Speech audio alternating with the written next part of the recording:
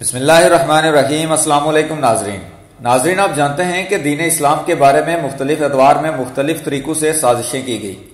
آج کل کے دور میں فتنہ قادیانیت مختلف طریقوں سے بے غیرتیاں کر رہا ہے۔ جو نئی چال انہوں نے اپنے کتوں کو ہڈی یعنی فنڈز دے کر کی ہے وہ یہ ہے کہ اگر آپ گوگل پہ پریزنٹ خلیفہ آف اسلام لکھ کر سرچ کریں تو ایک باندر نماز شخص نظر آتا ہے جس کا نام مرزا مسرور احمد ہے، اور یہ مرزا غلام احمد قادیانی ملعون کا پیروکار ہے۔